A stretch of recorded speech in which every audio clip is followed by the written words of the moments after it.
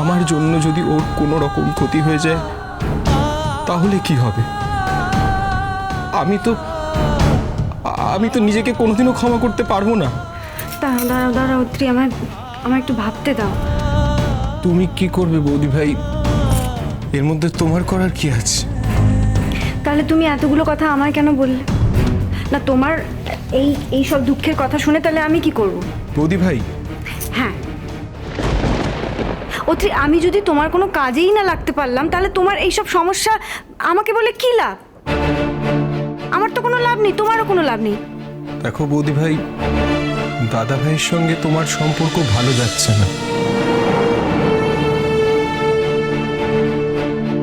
আমি বুঝতে পারছি। ওটা নিয়ে তুমি ভেবো না অত্রি। ভাববো না মানে? আমি তো দেখতে পাচ্ছি দাদা ভাই তোমাকে কনস্ট্যান্ট কষ্ট দিয়ে যাচ্ছে। নেহাত দাদা ভাইয়ের মুখের ওপর কোনো কথা বলতে পারি না, তাই না হলে ঠিক আমিও দু চারটে কথা শুনিয়ে দিতাম। ওটা আমার কপাল অত্রি।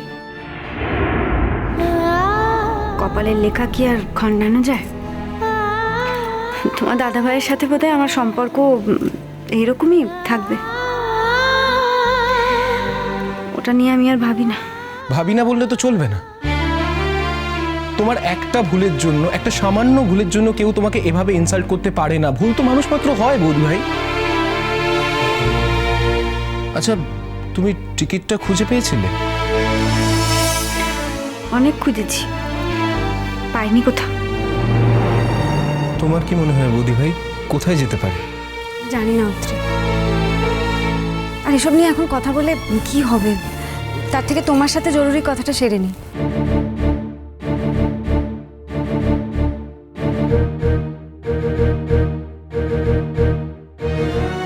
কি এমন কথা বলছো ওর সঙ্গে এত ফিস ফিস করে যে আমি শুনতেই পাচ্ছি না?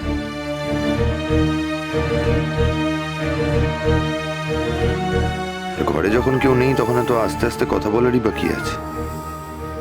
সেটাই তো বুঝতে পারছি না।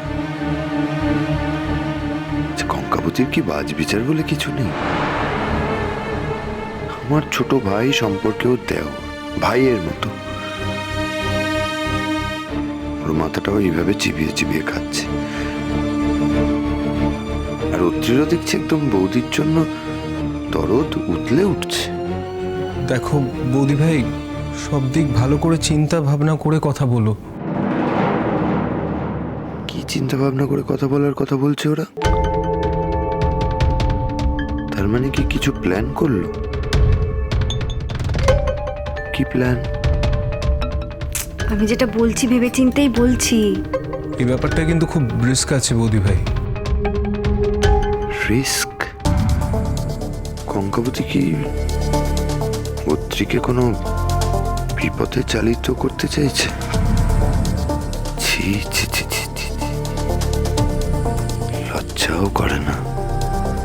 রিস্ক তো এখন নিতেই হবে। এখন রিস্ক নেবে না তো কবে নেবে? তুই এত ভেবো না তো অত্রি। দেখো, আমাদের একটা চেষ্টা করে তো দেখতে হবে। চেষ্টা না করে এরকম ভাবে হাল ছেড়ে দিয়ে বসে থাকবে তুমি? যা করবে ভেবে চিন্তে করো বৌদি ভাই। এটার জন্য যদি আবার বাড়ির সকলের কাছে তোমাকে হ্যারাস্ট হতে হয় তাহলে কিন্তু আমার খুব খারাপ লাগবে। সে তো রোজই হতে হচ্ছে, আর একবার না হয় হব। তবু তো জানবো এবার তোমার কোনো কাজে লাগতে পেরেছি, সেটা জেনেই আমার শান্তি। কি ব্যাপার অত্রি? আজকাল বুঝি এই ঘরটা তোমার হসপিটালের ওপিডি হয়েছে আর তোমার বৌমনি তোমার পেশেন্ট? আজকাল বুঝি এই ঘরটা তোমার হসপিটালের ওপিডি হয়েছে আর তোমার বৌমনি তোমার পেশেন্ট? আমার ডিউটি আমি খুব ভালো করেই জানি দাদা ভাই। কোনটা হসপিটাল কোনটা বাড়ি সেটাও আমি জানি। বাড়িটাকে হসপিটাল বানাতে যাব কেন বলতো? আর বৌদি ভাই আমার পেশেন্টই বা হতে যাবে কেন? বৌদি ভাই সুস্থ আছে এবং আমি বৌদি ভাইকে সুস্থভাবেই দেখতে চাই। হ্যাঁ, এরকমই সুস্থ থাকুক সেটাই তুই চাস, বুঝেছি। তুই কি বললি ঠিক বুঝতে পারলাম না। আমি বলছি যে নিজের ক্যারিয়ারের দিকে এবার মন দে। কিভাবে উন্নতি করতে পারবি সে কথাটা ভাব। তা না করে সন্ধেবেলায় ঘরের মধ্যে বসে আড্ডা মারছিস। আর আরও একটা কথা, তোর বৌদি ভাই কি তোর বন্ধু বান্ধবের অভাব পূর্ণ করছে আজকাল? তোর বয়সী একটা ছেলে এই সময় কোথায় আড্ডা মারবে বন্ধু বান্ধবদের সাথে, তা না বাড়িতে বসে গুজগুজ ফিস ফিস। আমি কাউকে এরকম দেখিনি করতে। হ্যাঁ, এরকম হতে পারে যে তোদের লাইফস্টাইলটা আলাদা, তাই আমি বুঝি না। দাদা ভাই, আমায় চোখ না রাঙিয়ে নিজের আচরণের দিকে নজর দে, আর এমন কিছু করিস না যেটা লোকের চোখে খারাপ লাগে। আসলে যে দেখছে এটা তার দেখার উপর নির্ভর করে। সবার চোখের দায়িত্ব তো একা নিতে পারবে না। তুমি একদম চুপ। আমি তোমার সাথে কোনো কথা বলছি না। আমার ভাইকে সৎ পথে চালনা করার দায় এখনো আমার আছে বলে আমি বিশ্বাস করি। কেউ যদি ভাবে যে ওর মাথাটা চিবিয়ে নষ্ট করে দেবে, আমি সেটা হতে দিতে পারি না। আর তাই আমি ওকে শাসন করছি, কারণ এটা আমার দায়িত্ব। তুমি তোমার নিজের জীবনটা নষ্ট করেছো, ঠিক আছে, এতে আমার কিছু বলার নেই, আমার কোনো দায়ও নেই। তুমি যদি মনে করো আমার ভাইয়ের জীবনটাও নষ্ট করবে, সেটা আমি হতে দেব না, কারণ এটা এখনো আমার দায়িত্ব। আসলে তুমি না একটা খুব খারাপ মনের মানুষ। হ্যাঁ, আমি জানি ন্যায্য কথা বললে অনেকের কাছেই মানুষকে খারাপ হয়ে যেতে হয়, এটা নতুন কিছু নয়। দাদা ভাই, তুই আমাকে যা বলেছিস, কিন্তু প্লিজ বৌদি ভাইকে আর অপমান করিস না। বৌদি ভাইকে আর ছোট করিস না তুই। Enough is enough Atri. এই তো কয়েকদিনই দেখছি মাথাটা ভালোই ওয়াশ করেছে। আগে তো এইভাবে কথা বলতিস না আমার সাথে। আমার মুখের উপর তর্ক করছিস। এখন যখন দেখছিস যে আমরা স্বামী স্ত্রী কথা বলছি, তোর তো উচিত চলে যাওয়া, তা না করে এখানে সালিশি করছিস। অত্রি, আমি তোমাকে একটা কথা বলি, ওর মুখে না কিচ্ছু আটকায় না। ও সবার সামনে সব কিছু বলতে পারে, মানে ওর সম্মান তাতে চলে যায়। ও নিজেকে ছোট করে, তাও সব কিছু বলতে পারে। তুমি এসবের মধ্যে থেকো না, তুমি যাও।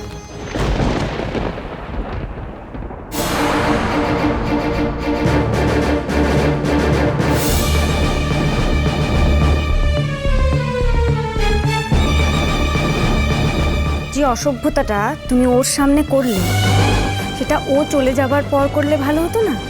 মানে ওর সামনে তুমি নিজেকে ছোট করে কি লাভ হলো? তোমার মনে হচ্ছে না তুমি একটু বেশি বাড়াবাড়ি করে ফেলছো? মনে রেখো, আমারও একটা সহ্যের সীমা আছে। ঘরে বসে তুমি নোংরামি করবে আর আমি রিয়াক্ট করতে পারবো না, তা হতে পারে। তোমার যদি মনে হয় যে আমি ঘরে বসে নোংরামি করছিলাম, তাহলে তুমিও তো ঘরে বসে আমার থেকে অনেক বেশি নোংরামি করছো। কি? হ্যাঁ, করছো। তোমার সঙ্গে শালিনীর বন্ধুত্বটা এবার থেকে আমি নোংরামিই ভাব। একটা বাইরের মেয়ে, নিশ্চয়ই তুমি তাকে অধিকার দিয়েছো বলেই সে আমার সংসারে ঢুকতে চায়, সেটাও আমার কাছে নোংরামি। যদি অত্রির সাথে ঘরে দুটো কথা বলাটা আমার নোংরামি হয়ে থাকে, তাহলে ওটা 1000 গুণ বেশি নোংরামি। কঙ্কাবতী,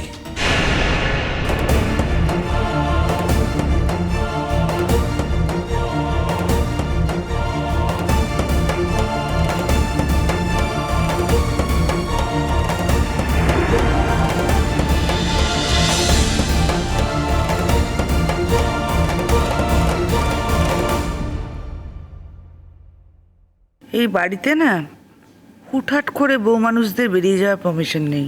সে কি মা, আপনি যে রোজ হুটহাট করে বেরিয়ে যাচ্ছেন আর আপনি আমাকে বলছেন?